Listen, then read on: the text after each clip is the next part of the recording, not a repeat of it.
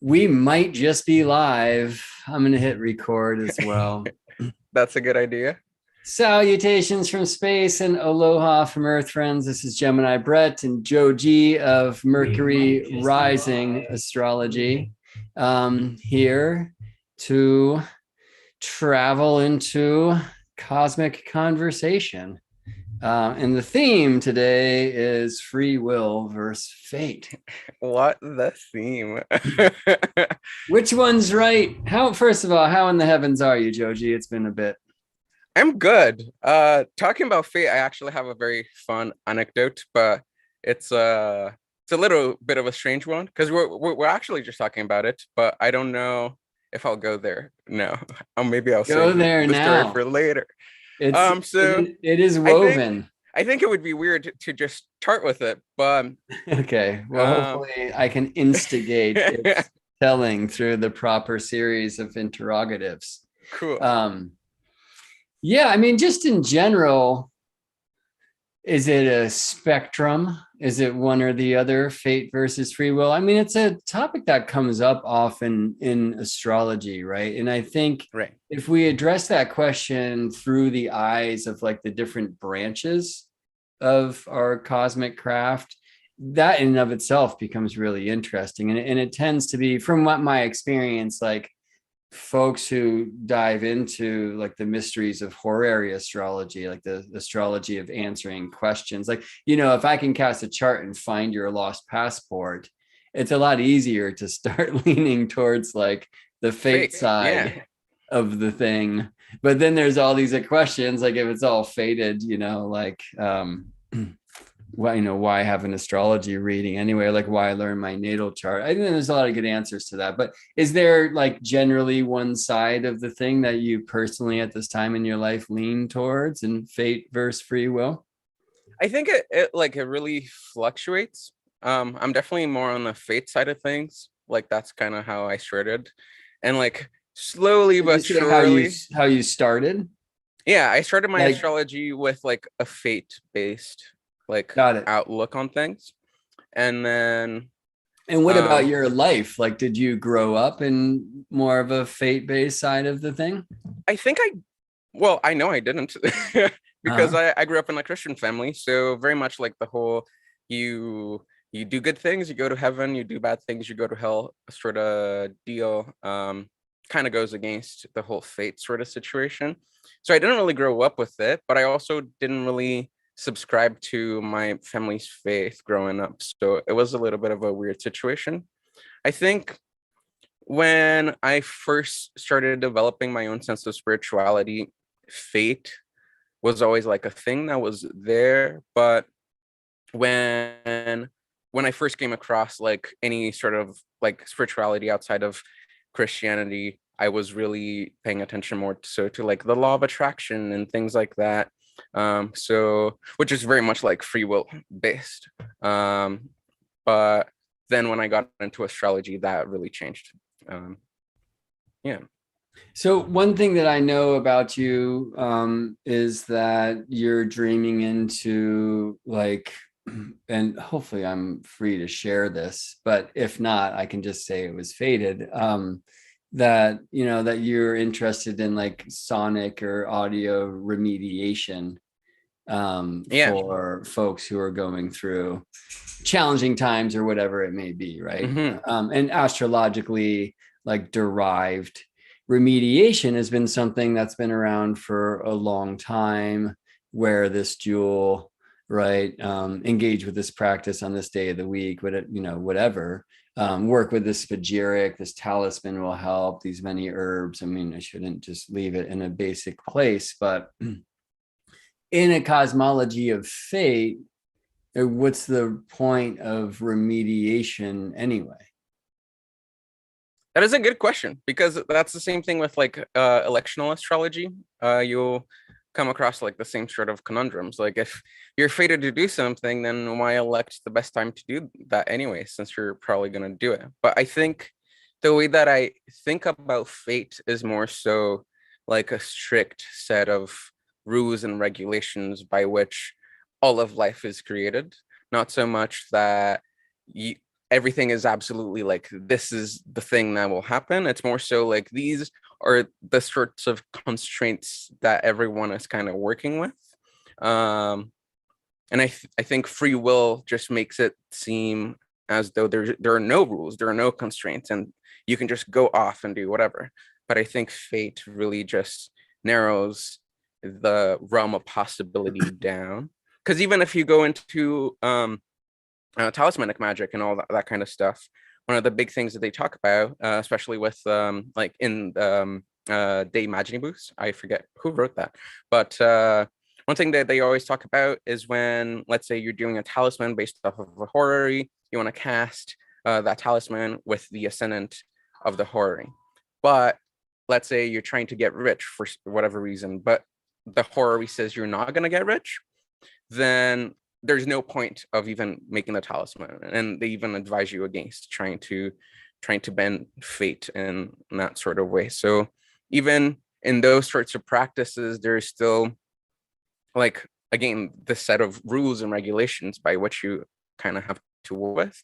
And if something is not meant for you, then it's just like not meant for you. And when it comes to remediation, what I like to think about it is we're trying to grab whatever it is that is within those rules and regulations and magnifying that which you want and that which you do enjoy from those rules or whatever that your life is being played by, and kind of soften the things that you might not really want to be hanging out with all the time. Yeah, I think, well, and I'm going to call that gray area maybe in some way. I mean, it's hard to be committed either completely to fate or to free will. I mean, for me, it's kind of imperative to have an operating cosmology as a practicing astrologer, and also to be willing to shift towards the cosmology of the client in the moment, should they make their own kind of philosophy known. You know what I mean? There's this other debate about, because it's in this realm of these terrible things that happen, right? Was it just in the lots that you drew, or is it some kind of courageous choice of a soul that wants to evolve in whatever this place called Earth is or is not, you know? And I think that there are people who are actually more comforted in hearing like, well, that was just in the lots. That's definitely me. Yeah, I don't personally tend to sit with them as an astrologer, or I might, and I might be completely unaware of that, right? Usually I'm sitting with people who oftentimes have been through, as we have, through these, you know, really challenging events in their life, and kind of look back at that time with gratitude for that dark night is what allowed the sun to rise, or whatever it will be, you know, like I don't necessarily have to root for one or the other. And I think that as practitioners, we just naturally call people around that tend to resonate with our own thing. And then it's interesting too, if like you go through a cosmological 180, you know, that tends to happen in your practice as well. It's like a really trippy thing to have observed over time. Totally. But like, I think like another, like a very kind of modern thing that's come up that addresses this is simulation theory, right? Like the idea that if we can make a video game that is literally just as real as real life, and we sure seem to be getting very close, then why is so-called real life not just some video game, right? I'm interested in, like, well, Elon Musk, for all sorts of reasons. I call him with the prophet, with PROIFIT. But like that, he's kind of into that trip. But then he also wants to get folks to Mars to save humanity, at least according to his exoteric, or what he's telling the world, right, about SpaceX and all that.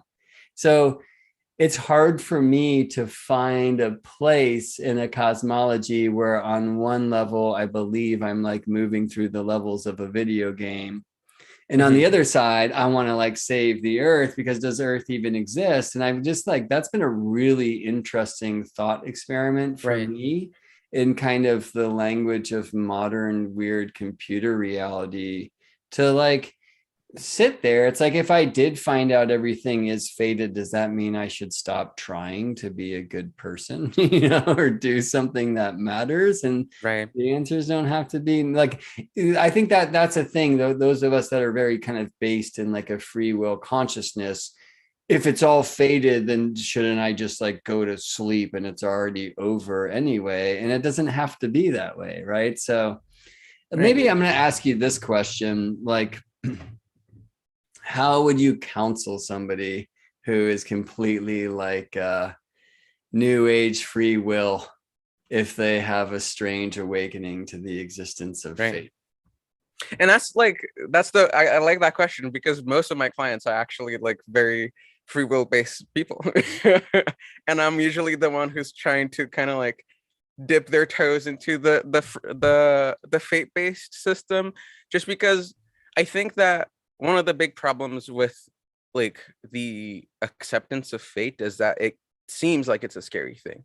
Like if everything is predetermined, then you don't have anything to do. But like you said, but I think it's a little bit different than that. I like to see it differently, at least. For me, it's more so like if there is a fate and everything is planned and everything is organized, and there was a god or something that created everything very much so in alignment. So everything just exists perfectly and it's in order. It might not look like it is, but whoever made it had very good reasons to make it that way. So for me, accepting fate is more so accepting that there is an ultimate plan, that's someone or something did have the plan already figured out, and it's not my plan, it's not my job to like save the earth or change everything. My job is just to be here because if I was made as part of this whole thing, then my purpose is just to like be out here, and whatever it is that I do will already be in line with whatever it is that was planned to be done. And I think that reframing it in that way is a lot more like pleasant than just being like, oh, you're useless. you know So you had said earlier that when you began your astrological study, you were very much coming from this kind of like fate framework. Was it getting turned on to fate that brought you to astrology, or getting turned on to astrology that really brought you to this idea of fate? I think both of them kind of happened at the same time. I think with everything that's been happening in life and just before even coming to astrology, I always just had this sort of sense that like everything it happens for a reason. And that's a thing that whether it's fate or free will, everyone kind of just tosses it around. Um, so that kind of understanding got taken up a notch when I started being able to read my own chart and like going back into my chronology and even kind of trying to cast predictions for myself and seeing those predictions come true, and then seeing the past also be like very literally delineated in the chart. So that to me was what kind of was like, yes, fate is definitely a thing to some degree. I don't know what degree that is, but it's definitely not a thing.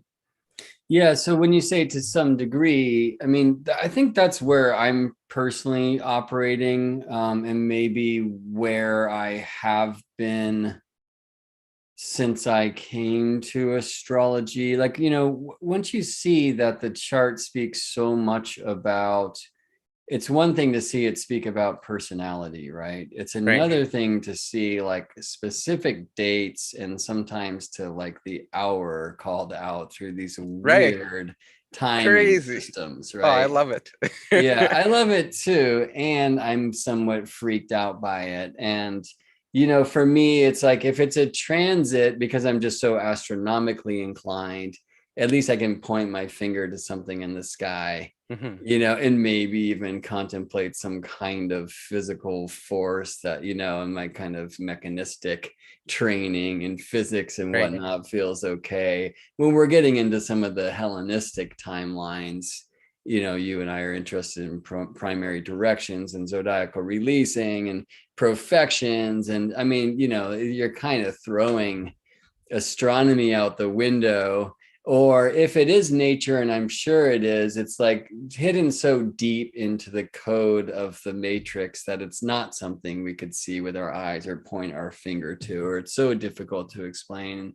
And yet you see it works. And so it becomes this kind of, it's interesting, like faith and fate are not, they can be bed partners in a huge way. Right. For sure. It's like I have a faith that these timings are real. And I think it's a really beautiful and powerful experiment for us to look back into our past, like before before astrology, right? And so to make sure that these things are not just happening in our lives because we thought something is supposed to Right. happen and then we manifest it in that, right? Which isn't bad, but it's Mhm. just a little bit more of an interesting science experiment to look back into the past and be like, oh damn, right? And it's fun as I'm like learning astrology and adding technique. Sometimes there's these really significant dates in my life that I didn't really have context for astrologically, but then I'll learn another technique and it's like, oh, right, like that's what that was. That was totally there. And it's in the fates, right? And so I think on one level, I like this idea of, and you know what, I was in a jam band for years of my life, right? And I call it that, but I need to be careful because if we were more properly like a very electric, somewhat avant-garde jazz instrumental band. We just Yeah, I happen to be heard some of the stuff. playing. It's so good. I just got this Venus retrograde box of like 100 DAT tapes, and I just had to like Nice. find a DAT player. It's like it's a mess. But anyway, yeah, like so the way that group worked in many regards was we had these compositions and then we had free space to play solos or whatever, and some of it like literally was free, like we didn't even define like what chord center we would be in. It would be free to go someplace.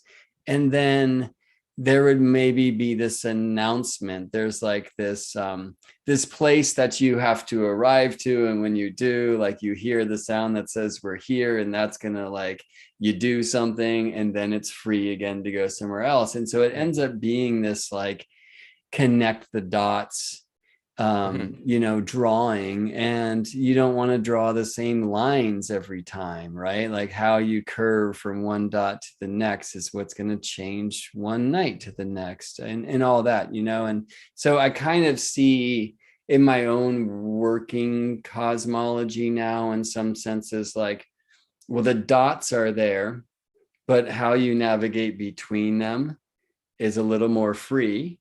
And also, like, it's hard to say how the dot itself is going to sound.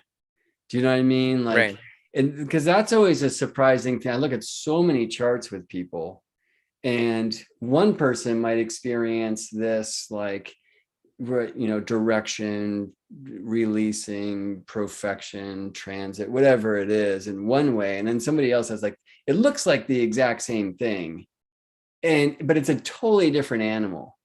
And you can like justify that difference by seeing that they are different people and they have different charts and nativities in that. But it's also like, well, it kind of feels like that's the best shape for that energy to take to help this person change and activate, whereas it needed to look different for this person. Do you know what I'm saying? Right. So I mean, I'll say that I came from a school where, and this is so often the case for modern astrology paradigms, I find that like was real, like in stark denial of predictive astrology, Right. but it was totally predictive. But it just wasn't like concrete predictions, and we can't get too concrete, but it was like a little too obscure You know what I mean? I feel like if we're gonna like predict, even say, hey, you're in this transit and the energies are like that's a prediction. Right. Like, let's try to say, and it's likely to show up in this place in life. So how's that going for you? Like, are you Hmm. looking to change there? Like, and I think that even in a cosmology that is even perhaps founded upon fate, like there is room to set our intentions and create a venue for the sounds to kind of come do their thing.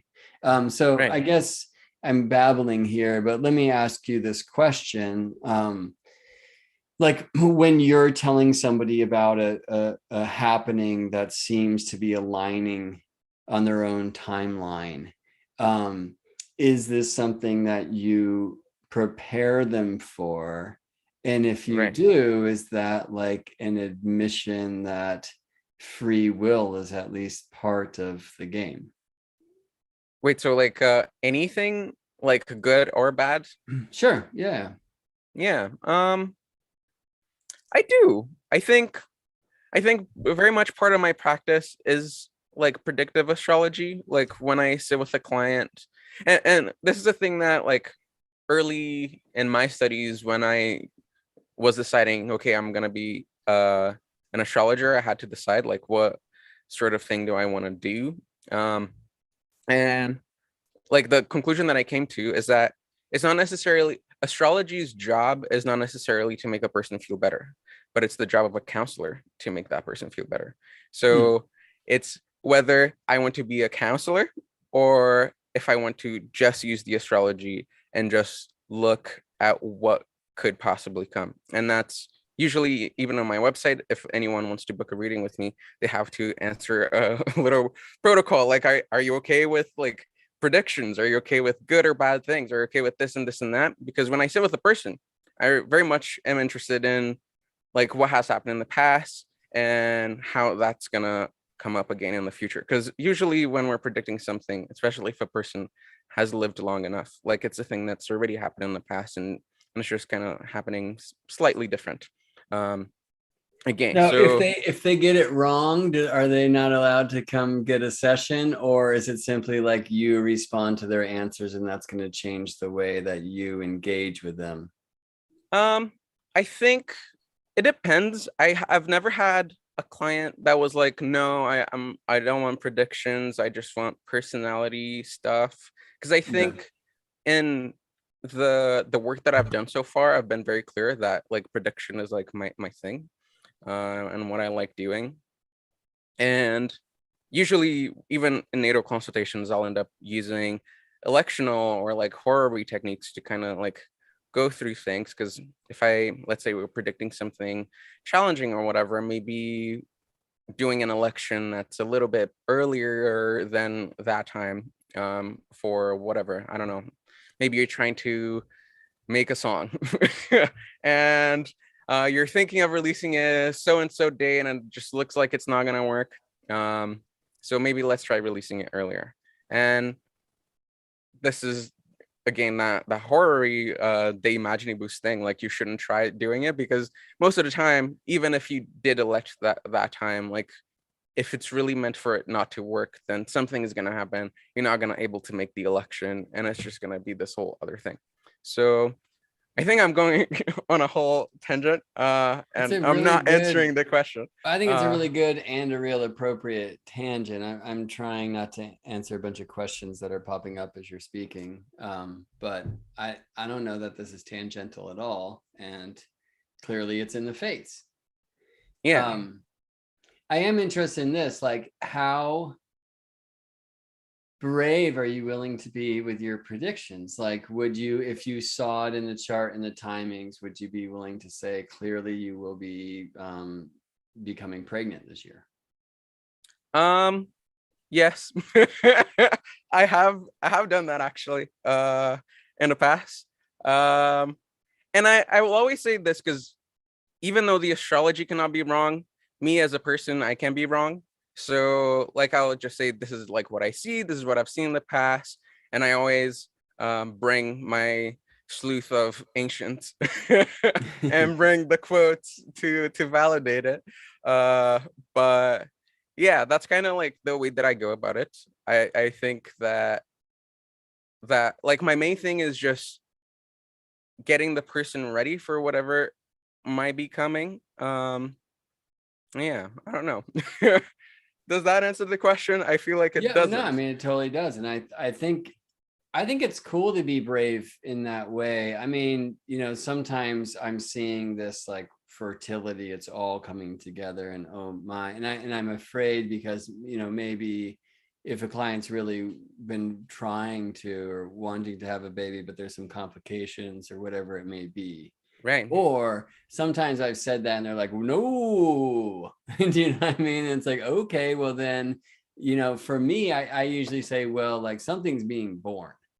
So right, you got to put all that energy into launching that podcast or starting that right, business or creating some kind of baby, because the baby's coming through. Like that's hard to deny. But then even then, you know what I mean? Like, are we allowed to shift the statement of a symbol, right, from biological baby to, dream business right, baby or something like that? right. Or is that some kind of cop out? But I feel like you can narrow it down. Like especially with like traditional techniques, there's just like so many of them. And if you see baby coming left, right, and center, and no matter what technique you're using, I feel like there's a very good chance of a baby popping up. And I think that even the distinction between like, oh, you're creating like a song versus you creating a baby can be made by looking at the chart, if you're looking at the right places. But I think um like in scenarios where the person is just like, nah, I don't want the baby, or I don't want this to happen, I always like to ask the like, what if you don't want nothing to happen and happens anyways? Wouldn't it be better to like already put yourself in that mindset of like, oh, this could happen, like what would I do if that happened, then completely deny it the whole way through, and then the thing comes up and then now you have to deal with it anyways. Right. Then I feel like it's I think both ways can be helpful, but in different ways, I guess. Yeah, I'm appreciative of that too. Sometimes I'll see like just really strong partnership indications, and maybe the client didn't ask me, and I don't want to like I kind of like don't want to be invasive. I mean, they might ask me what I see. We just kind of have to see where the session, the conversation goes.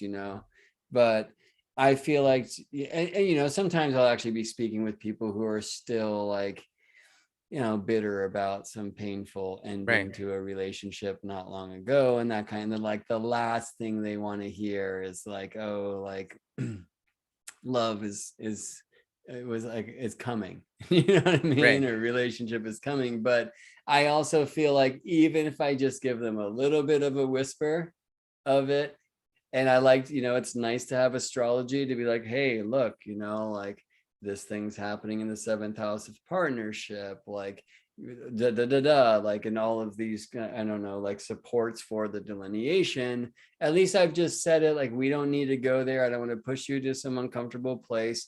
But then maybe when they make eyes with somebody across the room, instead of being in that space of like, no, just because they heard it, they might consider it a little bit more, That's true. right? That is very true.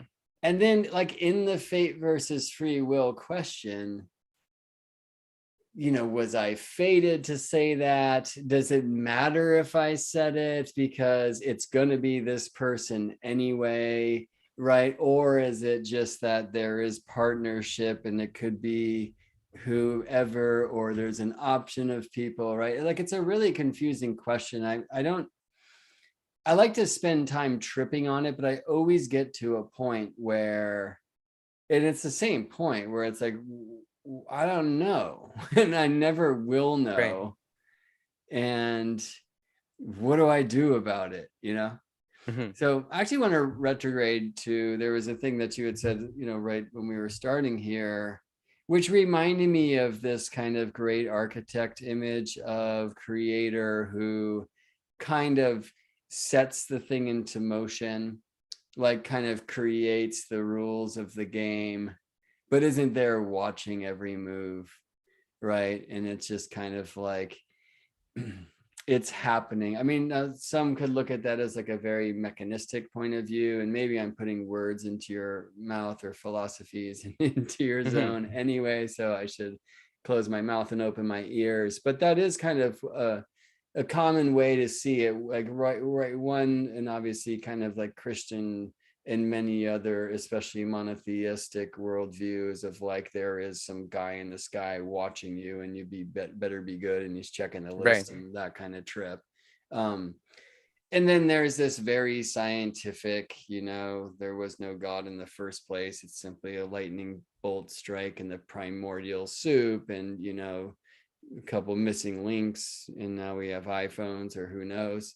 And then there's this kind of somewhere in between, some miracle Big Bang happened, and in Right. that moment, everything was kind of, you know, predestined or predetermined, I guess.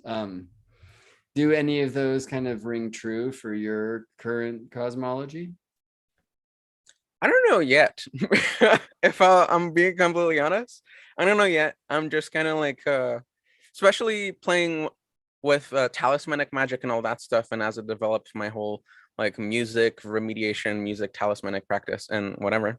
Um, I think that experimenting with these things, and this is a thing that they stress over and over again about like the talismanic procedure, is that it's not so much about what you can bring into existence, but it's the fact that that thing works in the first place gets you this close to understanding how God works and what was the intent behind it all. That I'm still investigating it. I'm still trying to know, and I know that the visions of the ancients always go. You always get to see the throne of God, but you never get to see God itself. So I'm on my way to see that throne. When I see it, I'll have an answer, maybe. Yeah, it's cool to think about the like encouragement and of like scientific experimentation, and witnessing the work, and witnessing yourself as you're moving through the work, and that, right? Have you found any teachers or teachings that encourage you to like create something contrary to what the rules would suggest will help it work for you, just to kind of prove that things go wrong if you like create the talisman under the wrong moon, for And there's the wrong example? moon. Yeah. Yes, I have not with talismans because I'm not that bold. Yeah. But definitely with elections, I have done some uh like purposely bad elections just to see what happens, just for like little mundane things. And even not even just doing elections, but just observing the inception charts of things that weren't elected and seeing how that chart sometimes, most times, will tell you something about the story. And that's actually a really good segue into the anecdotes that I mentioned earlier. Because Wonderful. I just bought a new synthesizer that I was talking to you about the other day. And conveniently enough, they actually sent me the time, date, and location of when they shipped it. And of course, I went to look at the chart. And the moon on a night chart was exactly, no, it wasn't exactly, it was applying within 1 degree from a square to Saturn, and Saturn was overcoming that moon. And then I was like, whoa, that doesn't look good for my synthesizer. And then I went with Patrick Watson, who's my horary teacher, and we cast a horary for it too. The horary also didn't look great. So now I'm just out here waiting to see what's going to happen with the synthesizer, especially with the Mercury retrograde. Maybe I'll have to return it. Maybe there's some problems with shipment and all that kind of stuff. Yeah, like won't be shocked if it doesn't work or something like that, and that's Yeah. like, in a sense, like you're prepared to handle it a little bit easier, even though you're so excited about this. But it will be interesting to see if it's just like brilliant, right? Yeah, when I elected a time to file my OS Corp, application for my sacred astronomy business. I did everything I could to align the moment. And then it was so hilarious when I got like the packet, right? Like and this wouldn't have happened in other times, but given the weird lockdowns and stuff, whoever, like the state treasurer stamped the form at 11 something p.m. And so it's like an obvious like at home move, Right. because now you can just work whenever. And it was definitely not the chart I would have elected, right? So now the thing is like, and I really, if I want to be sacred to the science, I should really test both times Hmm. as things happen into and develop with the business over the years. Um, Speaking of Mercury retrograde, like I've just started the school of astrology and I've been super sick.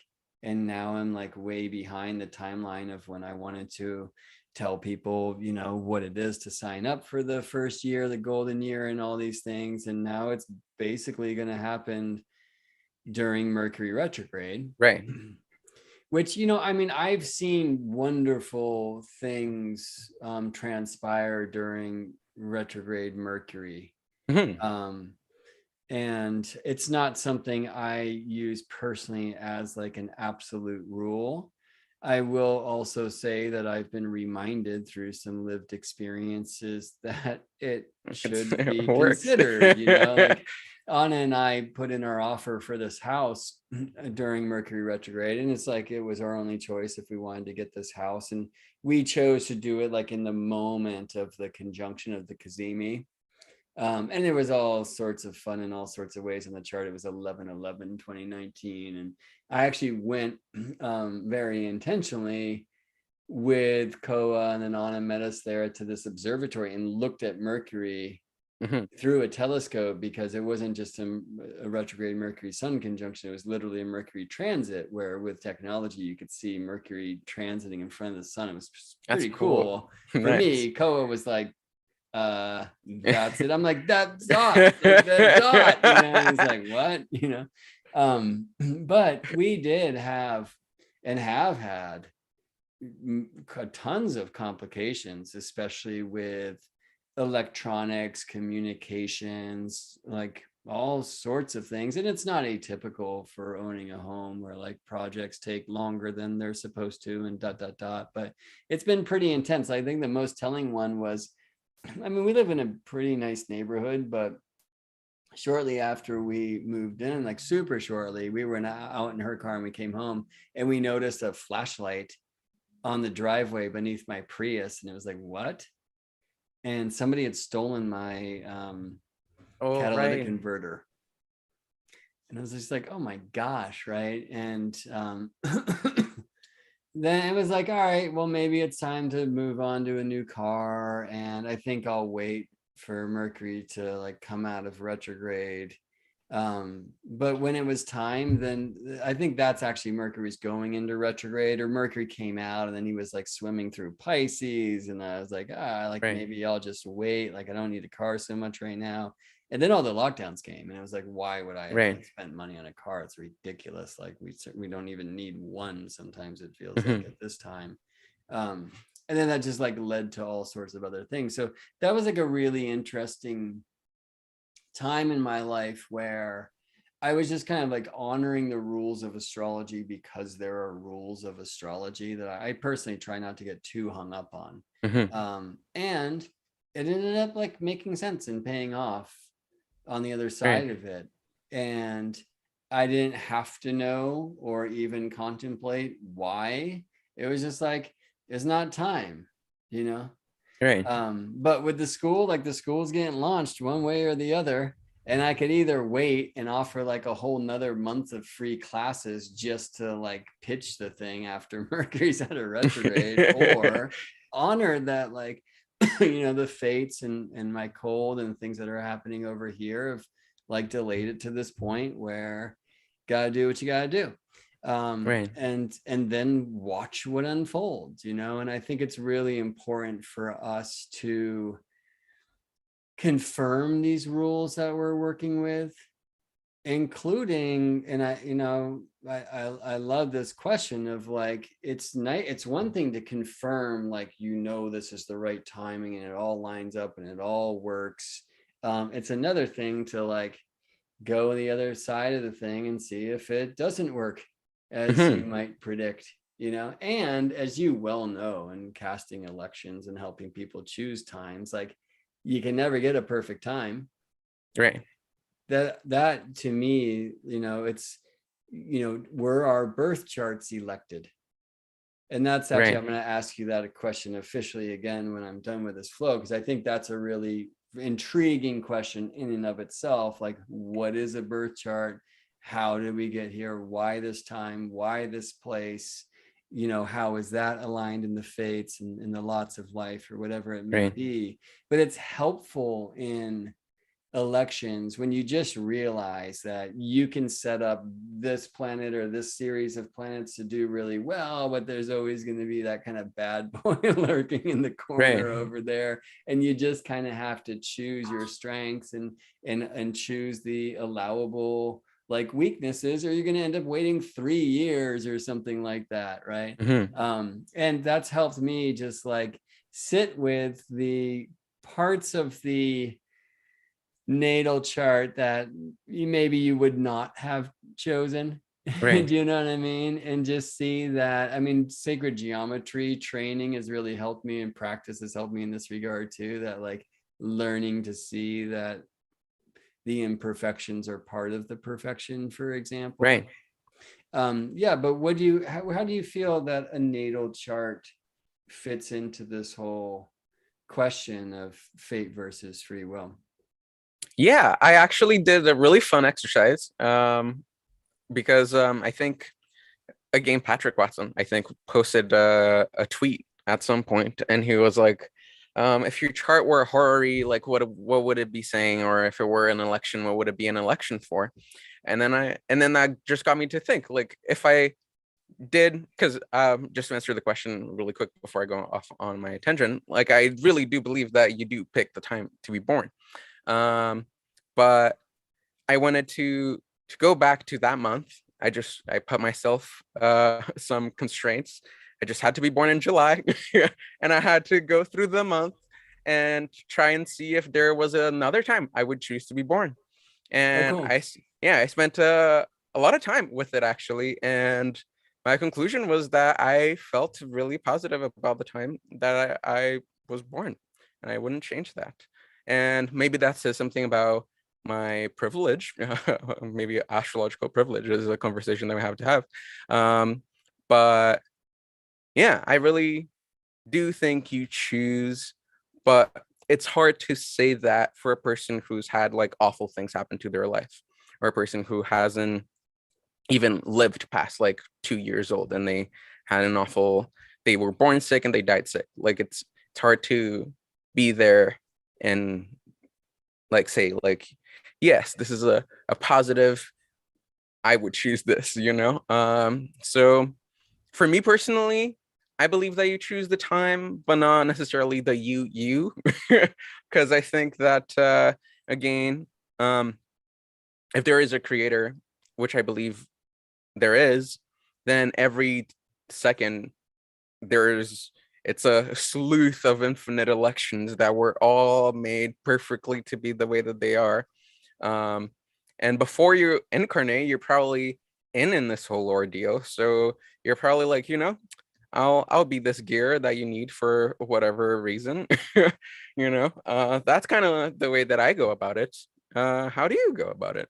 Well, I'll just say, first of all, I think that's a really cool exercise to go look at the other days kind of before and after your birth. Um, excuse me. And I mean, it sounds like you were doing that kind of first through an essential, right, like sign-based quest. And then, of course, the next piece is, okay, like once we find the day and time, like where, right? Because that's going to change the sect and, all these other themes of I actually accidental didn't go that dignity. far. I stayed within the same place as well. Gotcha. Yeah. I mean, I think so. Right. So that's like we chose the place. Now let's choose the time. Hmm. Right. We can go the other way. I mean, I spend so much time in Astro-locality. Right. Right. I mean, gosh, today I had sessions with somebody in Thailand, somebody in Mexico is moving to India, and and I'm trying to Hmm. remember where my The third session was with somebody in Maine, but none of them were born where they are, and so I'm always so just intrigued by that. I love Astro-locality because in a sea of freaky shit called astrology, it to me is some of the most shocking stuff.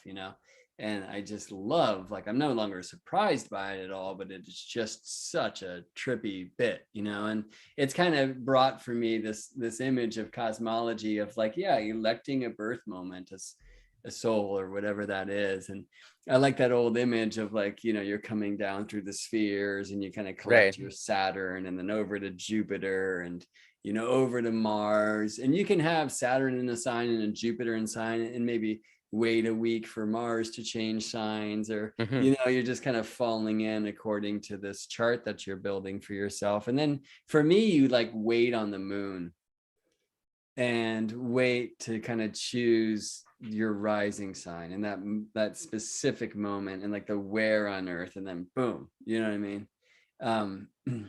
Because as we well know, like, the place in this moment of time is going to set up your horoscope. It's going to set your Right. horoscopos, your rising sign, and it all begins there, right? And I mean, you and I are both of the, I don't know, approach, I think, astrologically, where the ascendant is where it's at, right?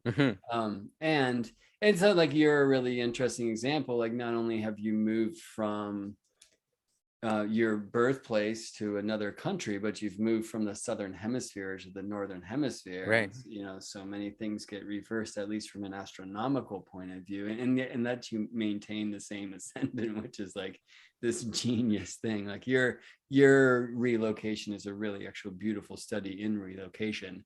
There's an exercise I like to bring students through, which is working with maps from, like, a Hellenistic accidental dignity point of view. And it's not necessarily like to find the perfect place for you, but where in the moment of your birth would the chart, quote unquote, perform best?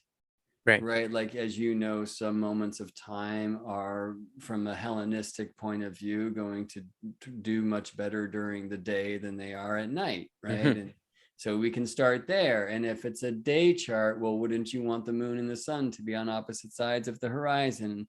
That's Right. only happening in a third of the earth, not the half. And just kind of tuning in that way, it ends up being like this really cool exercise. But any exercise like that, also, there's something running in the background that is this question of, like, fate versus free will.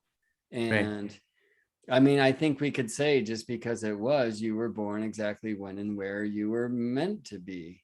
And I personally like that idea of, I chose to be on, like, some soul level, but that doesn't sound like fate, right? Or it's That's like true. maybe fate for the human being, but some higher part of me or further away part of me is playing in a realm of free will. And as soon as I pick my chart, then the chart, like, is a The horary free that's will. going to play out. Right? Right. The chart is the free will, but it's then the fate. Right? It's like, it's a really Yes. tricky sandbox to play in. And I think that that's the kind of way that I like to look at it, because like, my whole thing is just acceptance, like ultimate acceptance of, like, of everything. Like, even with this whole synthesizer thing, I was so upset when I looked at the chart. I was like, oh my god, I've been saving for so long to get this synthesizer back, because I used to have it. Also a very Venus retrograde moment for myself. um Nice. but The same but synth or the same model of synth? Like, this I is had the same repaired and synth, different model. got it. Yeah, What they is it? like, it's called the OPZ. It's Teenage Engineering's. They're like this design company that make designer synthesizers, and they're all very unorthodox and quirky, very Uranian, actually. Right on. They all look like toys. It literally looks like a remote control. Uh-huh. But it controls lights, visuals, and sound all in one thing, which is pretty mind-blowing. And it also connects with, like, a video game engine, which I did used to play around with, just making games for fun. Um, And I don't know. I'm just having many ideas about how to make talismans in a virtual world. That's But awesome. anyways, that's not really a question. But yeah, just talking about that and having that moment of looking at the chart and being like, oh my God, I'm so upset that this might not work. But to some to a certain degree, I feel like excited to have that opportunity to feel upset in that moment and then just prepare myself and really just sit with that feeling of being upset even before the thing comes. Because then when the thing comes, I actually have the power to be like, you know what? Take a deep breath. You already knew this was coming. You already were upset in the past. You don't need to be upset again. Now this is the upsetting moment, you know? So yeah, that's kind of like the way that I jive with this whole fate thing. Yeah, there's that interesting thing about like how if somebody really or a lot of people hype up a movie and then you go to it and you're like, eh. Hmm. But if people are like, it's terrible, and you go to it and it's like, that's pretty good, actually. Right. You know what I mean? That sometimes I kind of consider that in counseling, like, I don't really just like hype this person up. I mean, I end up as a counselor, it's just my practice. I'm often going towards places that I can't necessarily see in the chart or don't know how to or haven't seen, and yet it just feels so real. I have to, not worry about, but wonder about if that's just a part of me that wants to tell this person like what they want to hear. Right. Right. But on a whole nother level, like that's an interesting contemplation is telling somebody what they want to hear, like, especially if it offers hope in any way bad.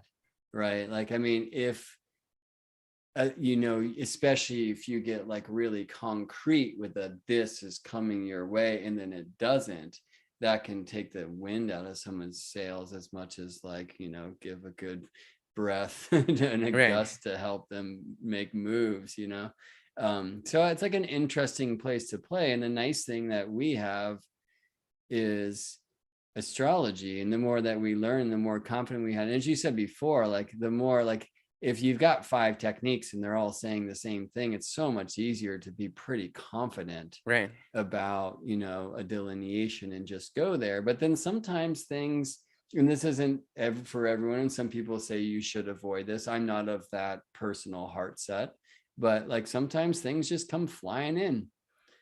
And I will often say things like, you know what, I can't not necessarily defend this statement astrologically, but it just feels really, really real right now. Right. Does But that then make there's a sense part to of it that's you? also intuition, right? Like it's not just like the technique. It can be all technique if that's where you want to be. It can also just all be intuition if that's where you want it to be. It doesn't have to be one or the other. For sure. And sometimes, and I think this is for me very true and probably a good way for us to start moving towards wrapping up, even is Hmm. like the chart and the science itself like can help us open to the sacred. It's like a portal for that intuition to really come in and to be another being in the room. Hmm. And for me that's good. Like there are some practitioners. I remember when I did a retreat with a great and very well-known traditional astrologer some time ago, and my first slide was heart before chart, which is one of my mantras, you know because like I always do this with students. It's like, okay, I shouldn't give this one away, but there's many ways to go here, right? Like, okay, somebody comes in, they're sitting with you and they're telling you about how painful life is right now because they found out that their husband of 20 years has been having this 3-year affair, and like there's a whole other family and they're just distraught. Like, where do you go? And a typical response would be like, well, you look to the seventh house, and I'm like, no, you go to, are you okay? Right. And so like that whole like counseling piece, and I loved what you said earlier, like, is that the job of the astrologer? I don't know, but it is the job of the counselor. Right. These are like, it's a really important thing to consider. And if we're counseling somebody around like a horror area, like still it can be like, look, it says no, so sorry. But it's a different thing than if you're counseling somebody about their nativity Do you know what I Right. mean? Totally. It just feels so much, well, it is more personal and so much more permanent in a Mm-hmm. sense, Um, anyway, let me try to talk myself back to where I wanted to be in that whole mix. Right. And so this other astrologer at this retreat, his first slide, I can't remember exactly how he languaged it. It was like, only do the chart. I love that. And like, don't, like, he literally said this, don't get psychological. Right. Don't interpret things. Like, the astrology does the interpretation and you are here just to say, and wait, I appreciate that. I'm coming from a very different place and I still appreciate that. I also, however, have seen, and it's interesting to me, like some kind of, moderns who are studying traditional astrology think for some reason that because there are all these tools of prediction, and it does seem very much aligned to kind of a faded cosmology, that there's no place for intuition as a practitioner. Right. And that's definitely not what the ancients were saying. Mm-hmm. I mean, some of them were. I mean, we're always going to have these two sides of this thing, but yeah, the one that like really irks me when I read it on the forums is like, oh, you might as Tea well leaves. be reading tea leaves. Exactly. Because I love tea, and reading tea leaves is an ancient practice with its own set of rules. Right. You know what I mean? Like, that is a horary practice. So first of all, like, have some respect for people that are practicing in other paradigms. Yeah. But also we know what they're saying, like, intuition bad, astrology good. But I mean, one of the things that I love about astrology is that it, for me, offers a space for intuition to play. And it's weird. I talk a lot in my sessions, which won't surprise anybody. But one of the reasons why, and I think this will shift a bit as I continue to mature and have experience, but I'm often in this place with clients, and I was worried that when I shifted more virtual that it wouldn't happen as much, but it totally does. But like, the way that I experience is that we're like painting these images together, and it's usually like up and to the right of where I kind of see my consciousness usually, right? And there's these colors, and we're doing these things, and my eyes can be open, and sometimes I feel like I'm just saying all these words to keep us like distracted in this place so that the painting can continue. And like, I mean, I've even just like, sometimes I'll ask like a yes or no, and then like this thing it will just kind of get like derailed, and then the painting goes away, and I'm just like, oh, like if we were just doing it. And that in that space, like, sometimes that's where I feel like I'm getting these like really clear images, and I don't know if that's like psychic, like what that thing is, and where I've gotten with my astrology, because my astrology is growing and growing and growing, is now it's like, oh, now I can see that thing in the chart. Because like the chart gave me space and this place for us to like meet and merge, for like the paintings to happen. And it used to be like enough. Now, I mean, maybe born in my own skepticism, but I think really born in my like decision to be a student of the mysteries and a student of astrology. Like, I want to bring that back to the chart and like see where it fits in. And that's where I feel like, I don't know if it's a year or 5 or 20, but like that whole thing is going to shift a bit as I move along. And now I'm on this weird tangent. And what does that have to do with fate versus free will? And I could say nothing, but I think also everything. So I want to end just by saying this and checking with your reflections about it. I mean, I think it's really interesting. And I think that we very much kind of take it for granted in modern times. And I say this a lot, is like, this whole, I like, you want to do your chart is you, is totally new. And that's like humanistic astrology based. I mean, maybe you could correct me, because I know you've studied so much of the ancient authors, but it kind of seems more like back in the day, it was like, no, your chart does you. Oh, yeah. And if anything, and maybe not even till really like Renaissance times, if you want to do something about it, then you better, make this talisman or wear this jewel or Mhm. whatever. And um, it only works if God wills. You always got to remember that. right, which then should be in the chart somehow, right? um, but then it kind of got to this weird place if I can transcend my chart, like in the autobiography of a yogi, Right. Yukteswar is basically saying that. Alan Leo, I guess, is kind of famous for having said he transcended his I chart. have a bit of a Mm. pet peeve with the whole transcending thing. I don't I know do what it too. is. I just I kind of think it's silly. I'm gonna get hate, but I think it's silly to like think that you came here to Earth just so you could leave it. To me, it makes no sense. Like if you came here, you're here. Like you're at your destination. Like why are you gonna take the next train to go to some other place where you don't even know where it is? I don't understand. Yeah, I feel like that's probably the right soil for our next conversation, right? It's just Right. like what is Earth and what are we doing here?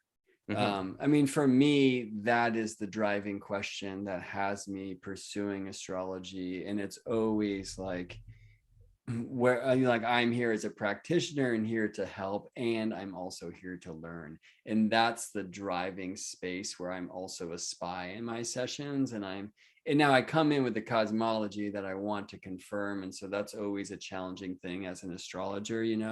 But that's kind of the space where it's like, oh, spirit, like I see how you've reflected yourself or here to do this thing, right? And I think Right.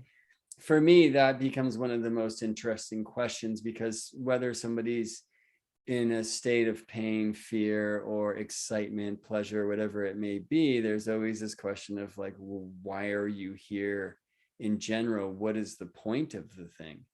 And what I've come to like love in these contemplations is like, there can still be a point if it's all faded.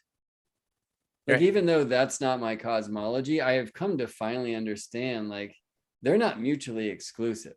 You can live in a video game and still want to save the human race according Right. to your own weird trip. In fact, maybe it's even more interesting because that's how Hmm. you win or something like that. So I feel like this is going to be our trip on the StarryTelling podcast. Now, as it is, you and I at some point will probably get into technique, since we're both Of like course. tech heads too. And it's nice to be there because there's a right and wrong answer, and maybe there's a destination. I feel like when we ask questions like this, who knows where it's going to go, and you can Right. never talk about it long enough or short enough, because it will also go nowhere. Where but I think I'll just check in and see, Jogee, at the end here. Is there anything else that you'd like to add for this episode of the Yeah. StarryTelling podcast? I just like to say that like I think that especially talking about technique, I think those conversations of like the philosophy behind the technique is really important because it doesn't happen very often because like yes, it works, but like what does it mean that it works, you know? And that's I think is a question that you should be able to answer because more often than not, you're gonna get a client asking you like, why are you saying this? At least I get that all the time. Some people I know that really don't care, just want you to tell them what's gonna happen and they'll say goodbye after you're done. But I think for the most part, like that curiosity to investigate, yes, astrology is real, but also like if it is real, what does it say about life? Um, is a very important thing to kind of just sit with and investigate and knowing that you're never going to get to an answer and also being comfortable with that always goes back to acceptance, you know. Totally. And different techniques seem to have different answers, and different house systems seem to Hmm. have different answers, and different paradigms seem to have different answers. And yeah, I mean, I've been so there, and I have a hard time believing teachers, Right. because all of them told me my whole life that astrology is utter horseshit, and all sorts Right. of other lies, and so now I'm sitting at the feet of much greater teachers at this time in life. But still, like, somebody tells me, oh, it's all about the progressed lunation. It's like, why? Like, why should I be hung up on some moment of time when I was 46 days old because I'm 46 years old now. Like it just seems strange. And so I have been kind of naturally inclined to need to go find a reason and to like kind of justify a technique. The strange thing is, you know, like you just said, well, you should be prepared because clients are going to ask you. Like that's different. I've kind of been operating this MO of like, I should teach them and show them why anyway. You know what I mean? And oftentimes that's just like wasting somebody's time because they really don't care. And they just want to get, you know, like, dude, I don't care what you're doing. Just tell me like the results. You know what I mean? Right. That's not typically who I sit with, or at least who I believe I sit with. Like I sit with a lot of astrologers and a lot of astrology students. I'm really blessed in that way right now. But sometimes the best sessions, it's like with somebody who's totally green and we're not in the chart at all and we're just speaking English, and the places that it can go and the paintings that come alive when like I'm looking at the chart instead of we're looking at the chart, you know. Anyway, it's really nice to connect and have this conversation. It's been like a long time coming, but of course this is the day that the fates aligned. And I'm looking forward to next time and when we can like very clearly announce the regularity of this thing. Yeah, of course. Isabel is trying to chime in on Squeaky Toy. It's her timer. She is just getting to the point where you can get a couple out there, and she's got a couple like musical things happening with a couple nice. Squeaky toys. It's pretty nice. But she is ready to play, so I'm going to answer the call. Nice. Enjoy your rest. Wonderful to see you. Nice seeing you too. One message to those of you that are out there. Soundtracked by Isabel. Thanks for tuning in to the StarryTelling podcast. Please like and subscribe, and we'll let you know, and you will be notified when we are again live pretty soon in a theater called This Thing. We will be announcing like the regular time. This will probably start happening every couple or 3 weeks or so. Yeah. In the meantime, Jogee, wonderful to see you. Onward. Of course. See you in space. All right.